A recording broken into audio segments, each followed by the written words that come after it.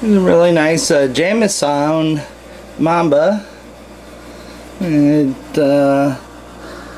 shed out but has some stuck on her tail, and so I want to have a look at her. Maybe not as close. Hi. Yeah, we got that little flattening of the neck going on, huh? Yeah.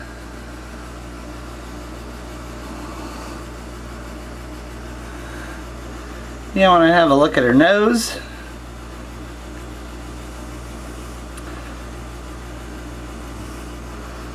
But look at her. She's beautiful. Okay, so let's get ready to do battle here. Jamisons are always a handful. Okay.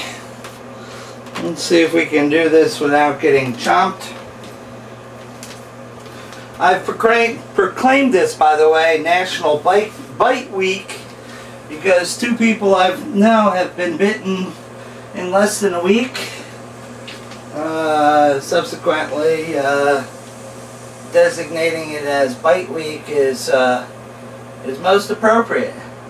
Well, hi, Miss Mamba. Hi.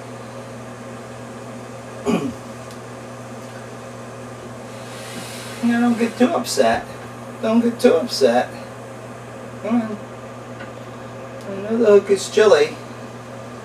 I know that hook is chilly. You don't want to come out, do you? I just knew that. I just knew that. Hi.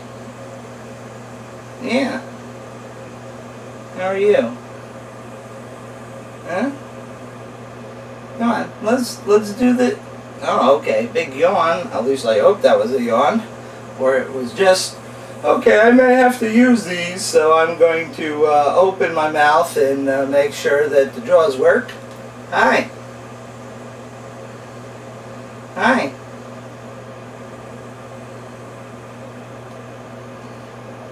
Hello, yeah, the cage door is open. Oh, very nice. Oh, yes, thank you. I see those fangs. I see them.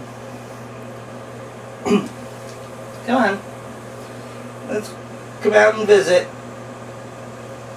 Come on.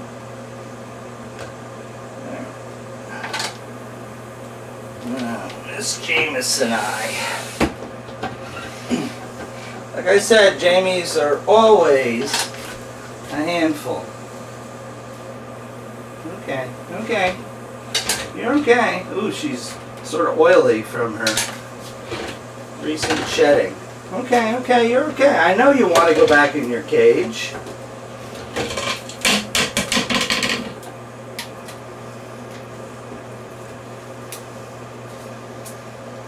Oh man, I hate when they wrap their tail around you. That sort of is a real wake-up call. Come on. I would really rather tube you. Here, you stay over there, and I'm just going to pull this shedding off. No, you know you're not going in there.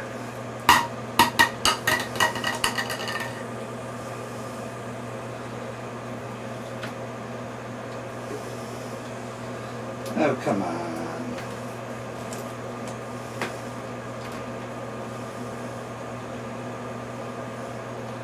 Well, this is fine as long as pointy end stays over there, doesn't turn on me.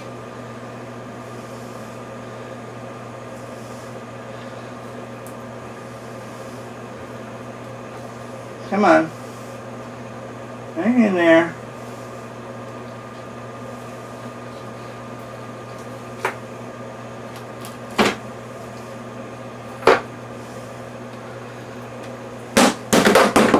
There we go. Let's knock everything off the shelf. Are you happy? You just stay right there.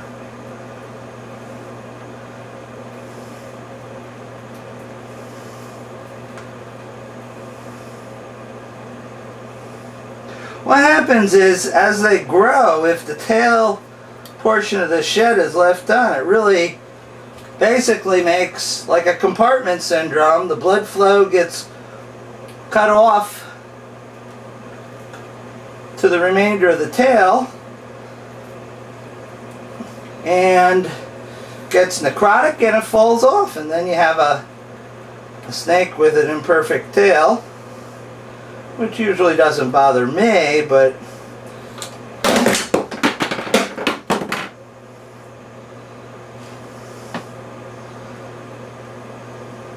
you know, if you want to use it for a display animal at a zoo, it's not exactly what the zoo has in mind, so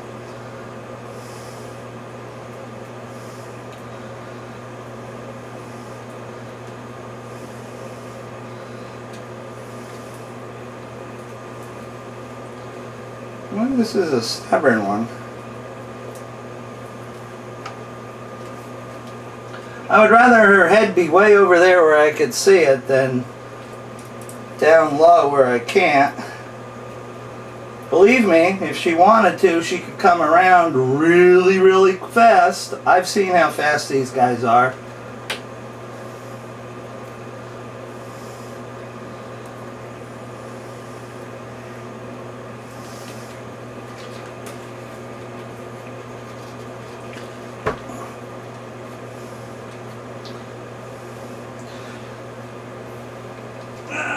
No. Come on, out of there.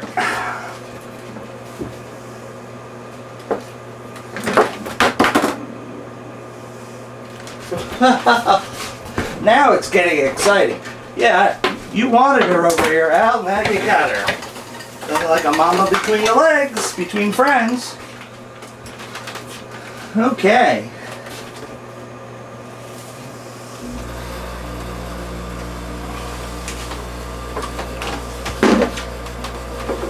See, it's when they flail around that they're really dangerous, because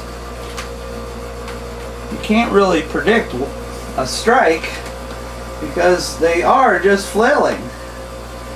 Alright, let me see if I can tube her. Because that would be the... Hello! Nice of you to come around. I know.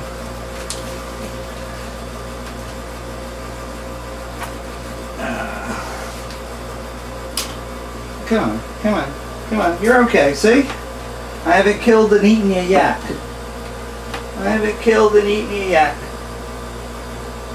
I know, I saw your mouth. I saw the mouth open. Damn, that's dangerous.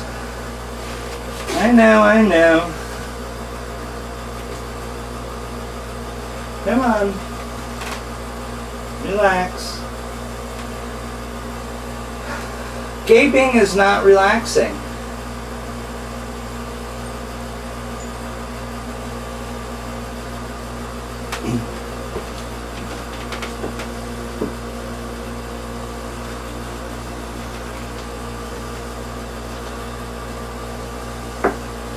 So this is the stuff you folks very rarely get to see. And that's, of course, if I choose to publish this tape.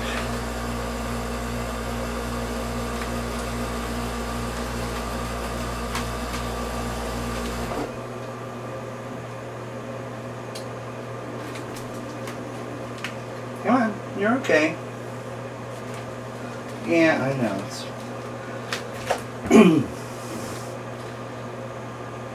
Now, I would really like not, if possible, to pin her.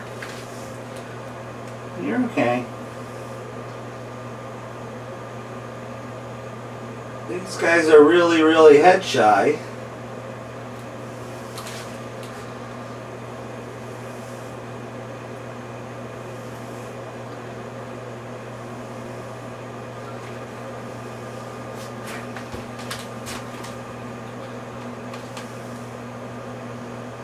Hi, yeah, I know, I see you.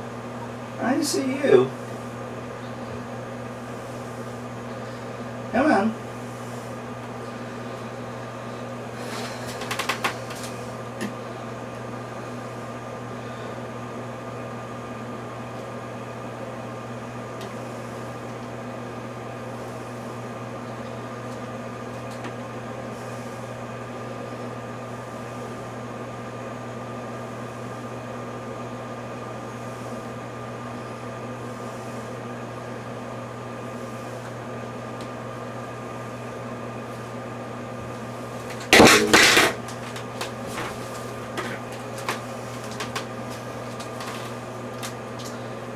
Come on, I want to spend the night here holding hands with you.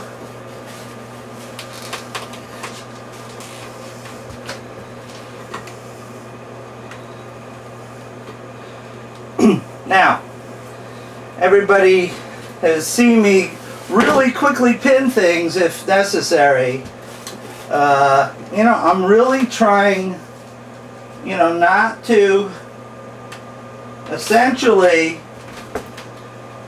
spoil the calmness. She's been pretty good in her cage.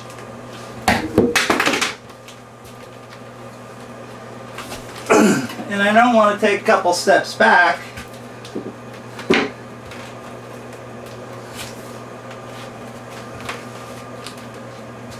But it looks like I'm going to have to pin her and just be done with it.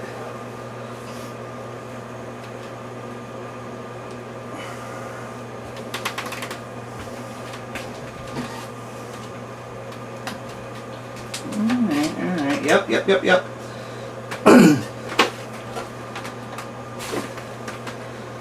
No flailing, no launching.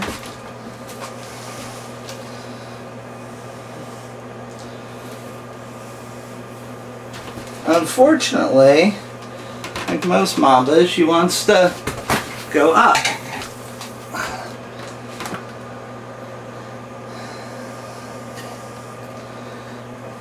And people say, why don't you tube her? Well, tubing is not necessarily the easiest route to take. I mean, it's definitely easier on the animal. And a lot safer for me. But it takes time and patience sometimes to make it happen. There we go, a little bit of water that I applied to the tail a few minutes ago has resulted in a more pliant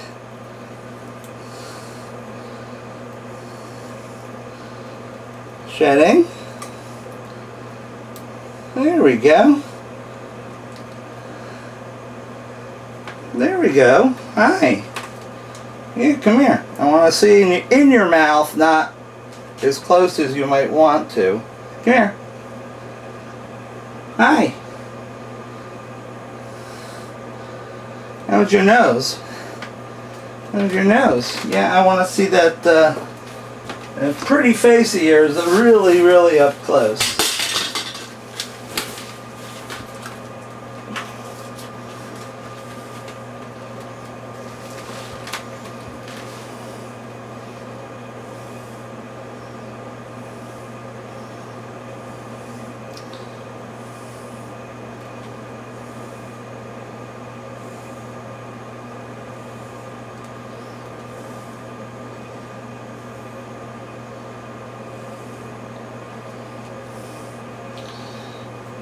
Okay.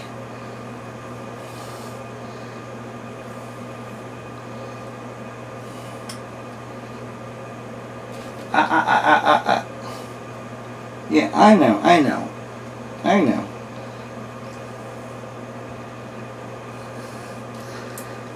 Oh, thanks. Yeah, that's what I wanted to see. Thank you. Okay.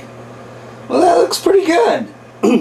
Now here's something totally amazing that I'll show you folks up close. And this is perhaps the only way we can get to see this.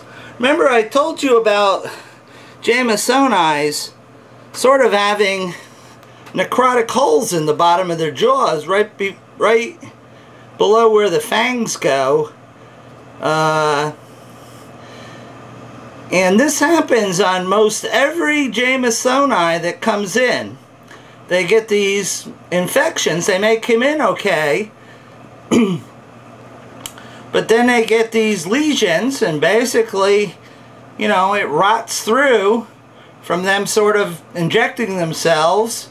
Possibly because people pin them hard and they embed their fangs in their bottom of the jaw, and then the person who's got them by the head squeezes and injects venom, and it either gets necrosis by the digestive enzymes in the venom, and right now that's being disputed, or it gets infected and you have necrosis by an infection. However, you know, that's too punctate, you know, too circumscribed, too perfectly round. One would think if it was an infection, the venom would spread, the bacteria would spread out, you know, from those epicenters to all the surrounding tissues. And, you know, here you got two very nice round holes that correspond right where the venom gland, the fangs go down into the lower jaw. Now, I'm not going to harass her and try to do it. Her mouth looks in pretty good shape. She's healing up. She's got that little lesion on the top of her head here that I'm a little concerned about. See that hole on her nose? That looked like a, you know, it was a little necrotic area. But again, I find that Jamisons do much better the less you do to them, and since I'm not a vet in any way, shape, or form, don't have the drugs and everything else, it's best just not to do anything.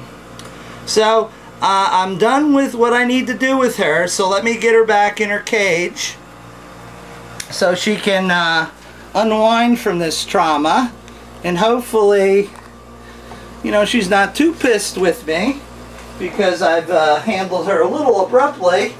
But overall, we had a pretty good encounter here.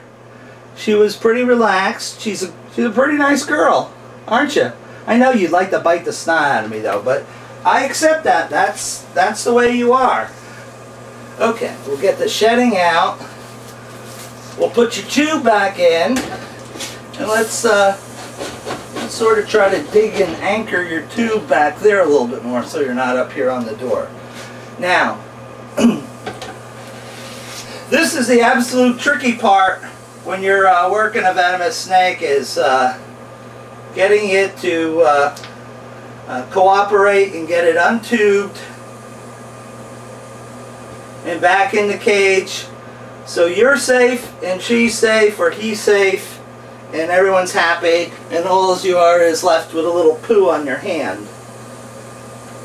Okay, I'm very pleased, but you know, there you go, folks. You had an opportunity to see these neat little lesions that occur, and again, the only thing I can think they're from is from them biting and injecting themselves during capture. And you know, subsequently it's, you know, could be an infection, could be something in the venom, don't really know, but the best treatment is no treatment. If your animal's eating really well like she is, you just leave her the hell alone, because stress will only make it worse. And you know, that's pretty much the story. So, I didn't continue bite week so far, which is a damn good thing. So let me go on and do some other things that I have to do here this evening.